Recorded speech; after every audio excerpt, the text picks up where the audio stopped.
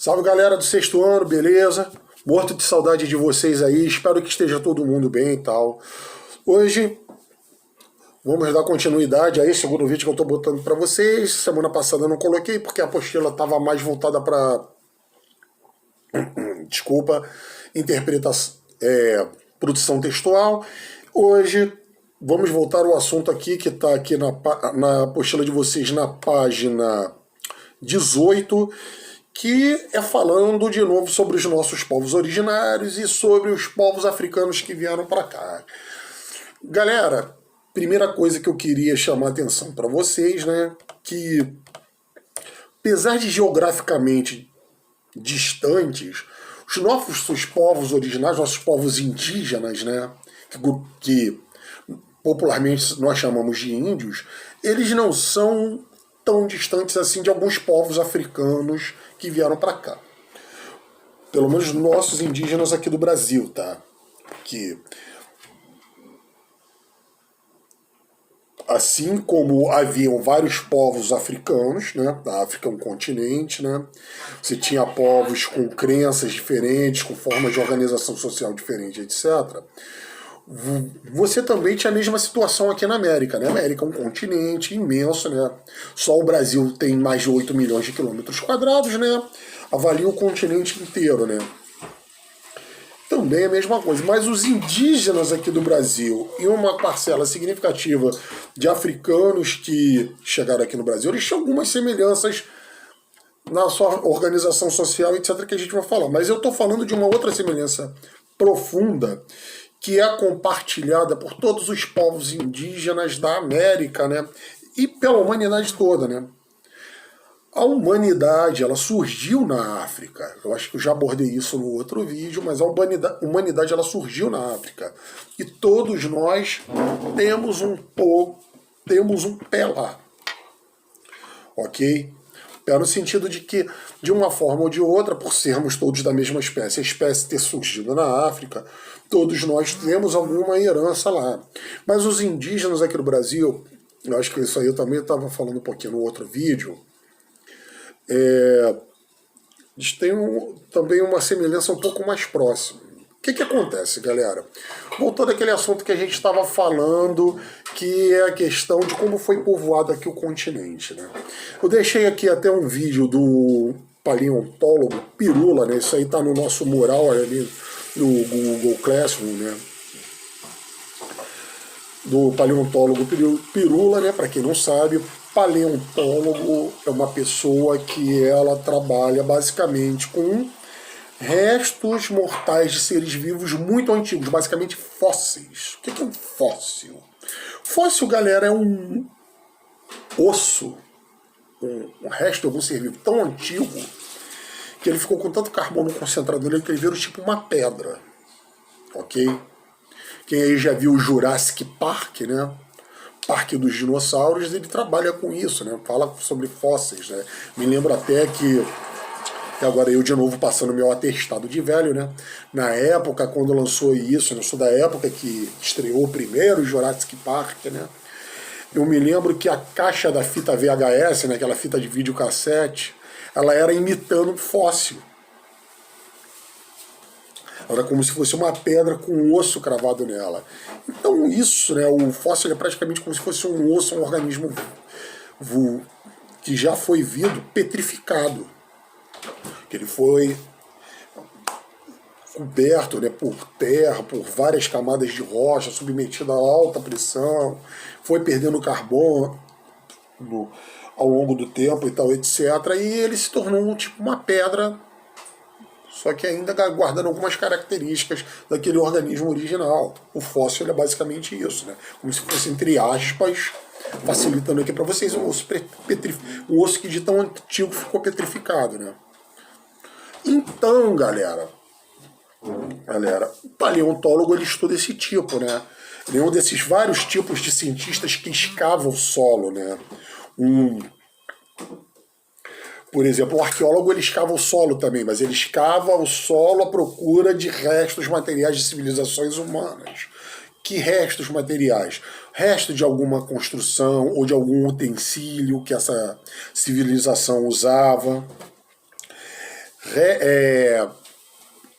algum papel, é um resto material, mas não é um resto material do corpo da pessoa. É de alguma cultura material, né? De algo que aquela civilização produziu. Uma arma, uma habitação, algum pote, e por aí vai. O arqueólogo, ele escava o solo à procura disso. O geólogo, ele escava o solo, mas à procura de outra coisa. O geólogo, ele vai analisar o solo em si, os componentes daquele solo, que tipo de minerais tem ali, que tipos de pedras que compõem aquele solo, e por aí vai. O paleontólogo, ele vai procurar que animais que viveram ali, que tipo de vida que tinha ali. Então é isso, né? É um outro tipo, é um cientista que ele escava o solo, mas à procura de restos de organismos antigos, né? De formas de vidas antigas. E, no caso, nisso ele vai estudar, ele pode estudar, entre outras coisas, né? O paleontólogo, ele muitas vezes é tratado como cientista que estuda dinossauro, né? Mas ele não estuda só dinossauro. O paleontólogo, ele estuda várias formas de vida. Ele vai escolher aquela que ele quer pesquisar durante a carreira científica dele. Ele não estuda todas. Se você tem paleontólogos que estudam a humanidade. No caso do Pirula, ele até não. Mas ele, por ser desse meio acadêmico, né? Ele é da USP, né? Que é a maior universidade do país, né? A Universidade de São Paulo, né? Dos centros de pesquisa mais importantes desse país. Né? Ele, por ser da USP, ele está em contato com outras pessoas. E ele tem interesse pessoal nisso, né? Apesar dele se concentrar mais em pesquisar sobre crocodilos antigos, né? Mas ele pesquisa, ele também está sempre em contato com isso e tal. E trabalha no lugar certo para você saber esse tipo de informação. Então, ele fez um vídeo aí que eu deixei aí para vocês no nosso mural aí do Google Classroom, que é falando justamente sobre a origem dos índios, né? E nessa da origem dos índios, né? Ele fala que, assim, basicamente, os nossos índios todos, isso é um assunto que eu também já tinha abordado, eles teriam vindo da Ásia, ok? Você teria três grandes...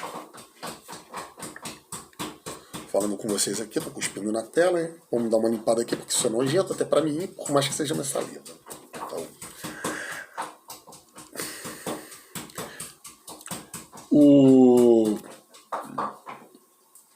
como eu estava falando, o Pirula fala que você teve três grandes ondas de migração, né? Sendo que a mais recente teria sido pelo Estreito de Bering, que é aquele pedaço ali onde a Ásia e a América quase se tocam, ok? Falando com vocês aqui, tô vendo que meu laptop, a bateria está quase acabando, enquanto eu vou falando com vocês aqui, aproveitando aqui, dá uma olhadinha na minha humilde Chopin, né? Então, como eu estava falando com vocês aqui, corrente do Estreito de Bering, né? Ela teria sido a corrente mais recente de migração que tivemos, tá? O grosso, se a gente pode dizer, teria chegado aqui, na verdade, por barcos, né? Só um momento aí, aguenta aí, povo, já volto.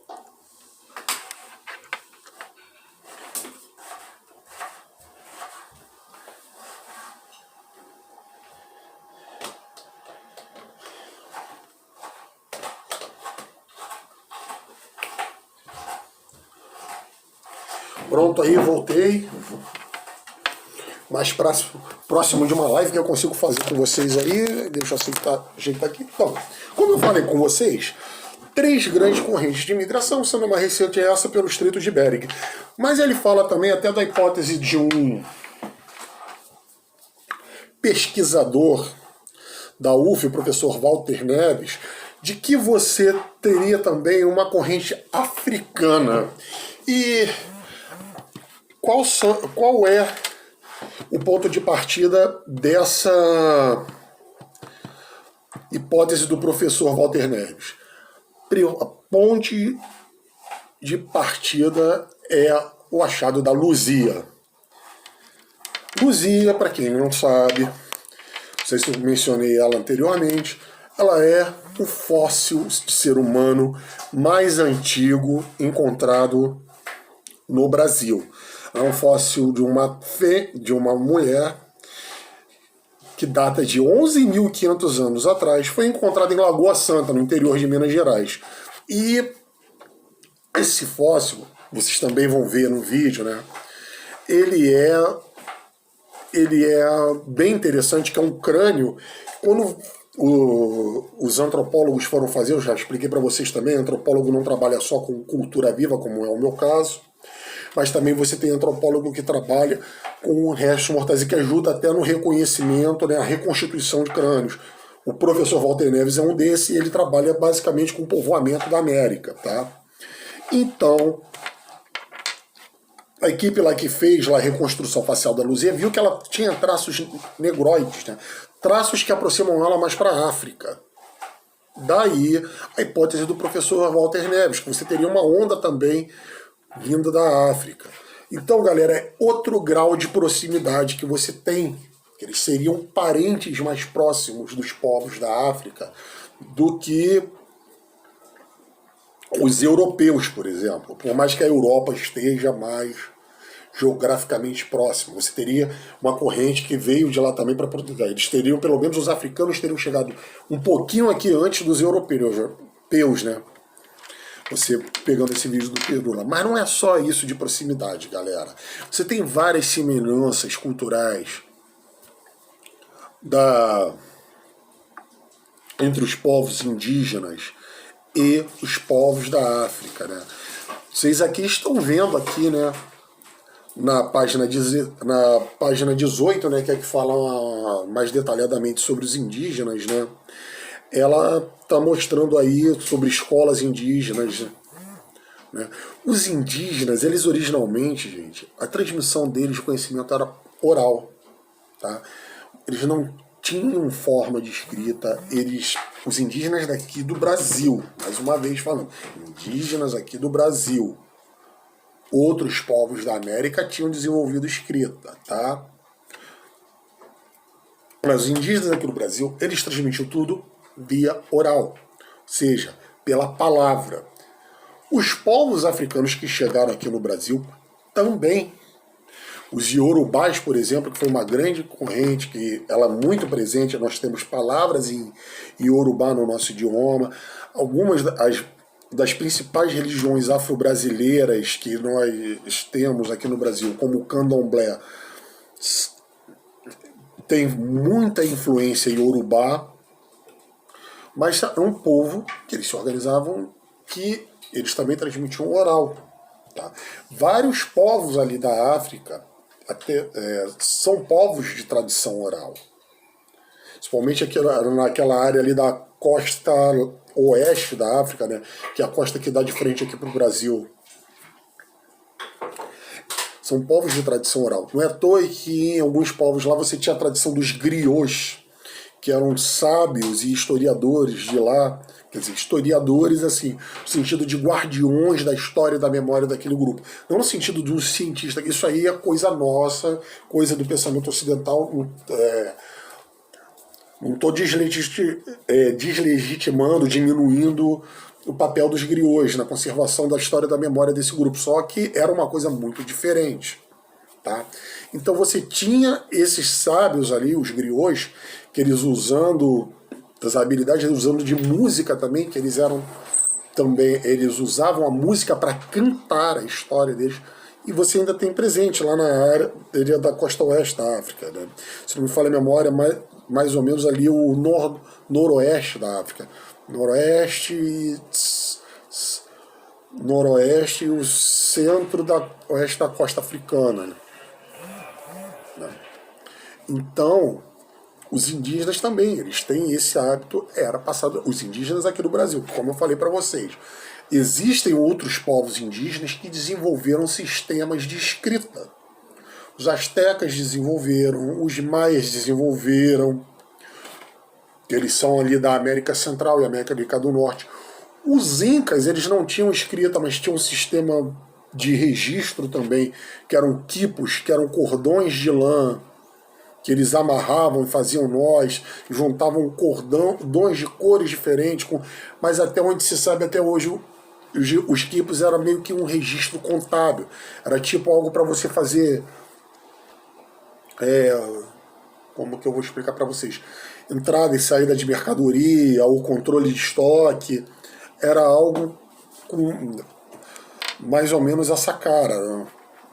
Assim, até onde eu sei, você não vai pegar, quem souber decifrar um quipo, eu não tenho a mínima ideia de como é que se decifra, você não vai pegar e vai ver uma poesia escrita num quipo, ou uma música, ou uma mensagem para alguém, assim, que você vai ver assim, foram tanto disso enviado para tanto daquilo, tipo, Tá bom, brigadão, hein? 10 quilos de arroz em tal canto, 10 quilos de arroz. Dando um exemplo aqui bem estapafúrdio, gente, mas é só para vocês tentarem entender. O quipo, ele não era exatamente um sistema de escrita, mas era um sistema de você registrar informação. No caso, a informação que ele registrava era o quê? Informação contábil. Era informação de quantidade de coisas. Que ou você tinha, ou você recebeu, ou você enviou, ou você guardou em algum canto. Era isso que o quipo, até onde eu sei, fazia. Tá? Mas você tinha outros povos que desenvolveram outros sistemas de escrita. Tá? E os indígenas aqui, eles não desenvolveram nenhum nem outro.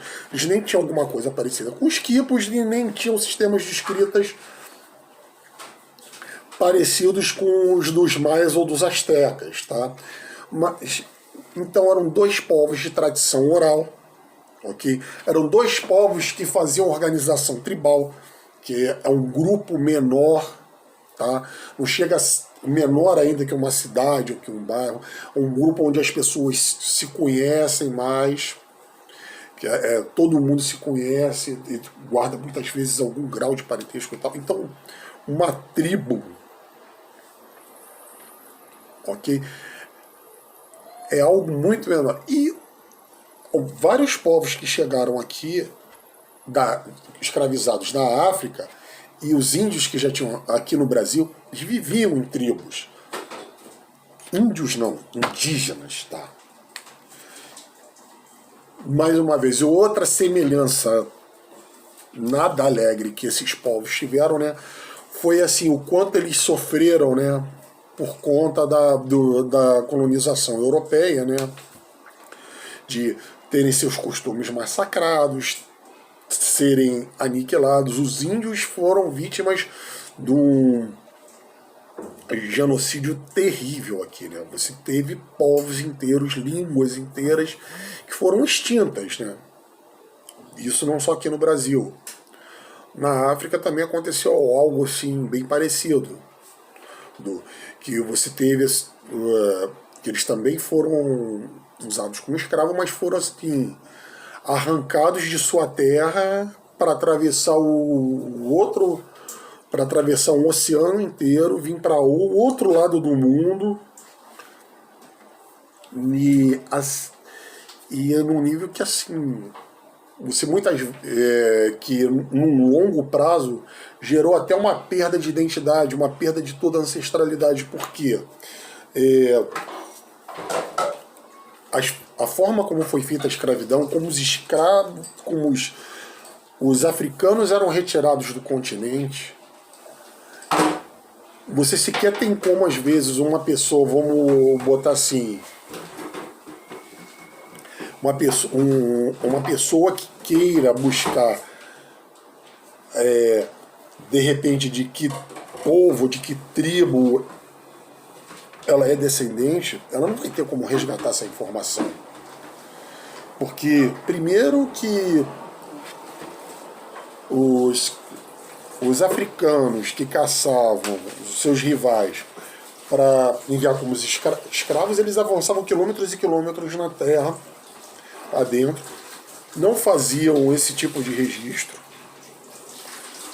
Quando eram enviados para o navio, eles eram registrados, batizados, ganhavam já um nome europeu e mandavam para cá. Então, é basicamente impossível de você resgatar toda essa ancestralidade. Eu, por exemplo, sou neto de português, eu tenho como resgatar essa minha ancestralidade. Eu sei quem foi meu avô, eu sei de onde é que veio a família dele e tal. Eu tenho como pesquisar isso com um grau de facilidade. Uma pessoa de origem africana, ela vai ter muita dificuldade. Porque ela vai chegar ao ponto que vai ter uma lacuna, que não vai ter esse registro muito para trás. Porque simplesmente não se fazia. E tal. Os indígenas também, apesar de, pelo menos as tribos, os povos e tribos que sobraram aqui no Brasil, ainda poderem fazer de alguma forma esse tipo de resgate, eles tiveram e têm sido constantemente também desrespeitados em seu modo de vida, tiveram que absorver vários costumes trazidos pelo homem branco, até como estratégia de sobrevivência. Um exemplo é esse lance de vestir a camisa da identidade índio. Não, eu já expliquei isso para vocês. A palavra índio, entre eles, não existia. O cara ali era Caiová, o outro era Guarani, o outro era Temiminó e por aí vai. Não tinha essa coisa. Quando você tem a figura do homem branco impondo um outro modo de vida dele, ele até para se resguardar, ele tem que abraçar essa identidade de índio, às vezes até para poder se aliar ao povo que antigamente era inimigo dele, para tentar resguardar a própria vida. Então, como o caso dessas escolas indígenas que vocês estão vendo aí. Então, isso aí é uma conquista muito recente.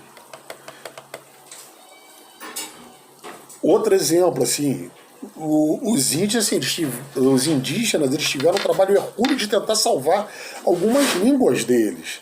Porque se você for ver, principalmente se falando aqui no Brasil, não se salvou quase nada. Você vai para alguns países da América Latina, né? Você tem as línguas indígenas, algumas línguas indígenas reconhecidas até como idiomas oficiais. Paraguai, por exemplo, reconhece o Guarani como língua oficial. Você tem países ali da costa oeste da América, ali da região dos Andes. Se não me engano, acho que o Peru e o Chile estão nessa lista, que reconhecem o Quechua, que era o antigo idioma lá dos Incas, como um dos idiomas oficiais. Aqui no Brasil não se reconhece nada. Mas pelo menos dá-se o direito de, nessas escolas indígenas, de ser ensinado o idioma, porque teve uma época que nem isso poderia ser feito. Aliás, uma coisa que vocês vão ver, né? Vocês agora estão começando no sexto ano, mas ao longo dos anos que a gente for vendo, a gente vai ver que quando tem governos muito autoritários, uma das coisas que se faz, principalmente governos que são autoritários e que querem impor uma determinada identidade, uma determinada cara para para diversas populações diferentes, uma das primeiras coisas que se faz é matar a língua original daquele povo. Não é à toa que, por exemplo, o que a gente chama de espanhol, na verdade é uma entre pelo menos quatro línguas oficiais que tem na Espanha. O que a gente chama de espanhol, na verdade, é castelhano, que é o idioma da região de Castela, que antigamente foi simplesmente o reino mais poderoso da Espanha, o reino que unificou a Espanha. Isso vocês vão ver ano que vem, sétimo ano. Já estou dando um pequenino spoiler para vocês. Então, galera, quando foi feita a unificação da Espanha, e principalmente isso aí, séculos e séculos depois, quando você teve um governo ultranacionalista, muito autoritário, foi do general Franco, esses governos imporam o castelhano como língua oficial da Espanha, ponto de que, assim, salvo quem tem um pouco mais de conhecimento da história e da realidade espanhola, chamar o castelhano de espanhol. Tenho certeza que muita gente está ouvindo agora, talvez, esse termo pela primeira vez. E você vai encontrar gente burra velha da minha idade ou até mais velha, que não tem a mínima ideia do que é castelhano ou por que existe o termo castelhano. O termo castelhano vem de Castela, porque a Espanha não fala só castelhano, ela não fala... A Espanha tem pelo menos mais 4 línguas, junto com o castelhano, tem 4 línguas diferentes, que o castelhano é a língua que é falada em todo o território nacional, mas você tem outras línguas regionais que elas também são ensinadas lá, como, por exemplo, o galego, que é na fronteira de Portugal com a Espanha, que é uma língua muitíssimo parecida com o português. Não é à toa que ele é na fronteira lá de Portugal e Espanha. Você tem o catalão, que é na região da Catalunha, que é onde fica a cidade de Barcelona. Quem é fã de futebol já deve ter ouvido falar uma ou duas coisinhas sobre esse time, né? Sobre o Barcelona. Então, a região do Barcelona, onde fica o Barcelona, é a Catalunha. Lá eles têm uma outra língua chamada catalão, que é um meio de campo entre o castelhano e o francês. E você tem ainda uma outra região chamada País Basco, onde se fala o basco, que não tem nada a ver com os outros 3. Ok? Mas é para vocês terem uma ideia. Então, aqui no Brasil, por mais que a gente tenha o português como língua oficial, você tem outras línguas faladas pelos povos originários que são faladas que elas não são reconhecidas, mas que pelo menos é dado o direito deles ensinarem nessas escolas. Ok? Então, gente, além da questão da semelhança cultural, desses povos africanos que chegaram aqui com os povos indígenas, de que são povos de organização tribal, são povos de tradição oral, são muitas vezes também povos politeístas, tá? Lembrando mais uma vez, povos politeístas são povos que adoram a vários deuses, né? Quem aí é cristão ou de outra variação do cristianismo, ou judeu ou muçulmano, é monoteísta, reza para um Deus só. Os povos indígenas, muitos deles eram politeístas. Agora eu digo muitos porque nem todos eram. Existem até povos que têm uma religião com uma organização totalmente diferente, que eu não vou contar para detalhar aqui para não confundir mais a cabeça de vocês. Mas você tinha povos aqui que eram politeístas, assim como você tinha na África, né? Os orixás, quem aí é de alguma religião de matriz africana como Umbanda, como Candomblé, ou acompanha a escola de samba, já deve ter ouvido falar esse termo, né? Os orixás, eles na África, eles não são adorados como santos. Eles eram adorados como deuses, né? É diferente, porque o que acontece? Essa questão do santo entra quando vem aqui para o Brasil, que aí você tem... Eles foram escravizados, foram levados para um lugar que a religião era católica. Então o que acontece? Vai se fazer uma adaptação dessa religião que eles tinham lá na África para a realidade que tinha aqui, de você estar num país católico. Então, aí os orixás vão passar a ser cultuados como santos. Então, galera, você tem essa semelhança também, de que eram povos também que tiveram que foram obrigados a fazer concessões para conseguirem resguardar o máximo possível o seu modo de vida, né? Salvar um pouco da sua história. Tiveram que usar de toda a esperteza, toda a malandragem para conseguir e toda a sua força para resistir a essa dominação que foi imposta para eles e salvar um pouco disso agora, né? 600 anos depois. Gente, então, não se esqueçam de dar uma olhada lá no mural de atividades, que eu vou postar lá, como eu já tinha feito na outra lá, a versão digital, uma versão adaptada da apostila para vocês colocarem as respostas. Deem uma olhada naquele vídeo do Pirula que eu coloquei, que está muito interessante. E, pessoal, cuidem um dos outros. E até a próxima. Abraço, até mais.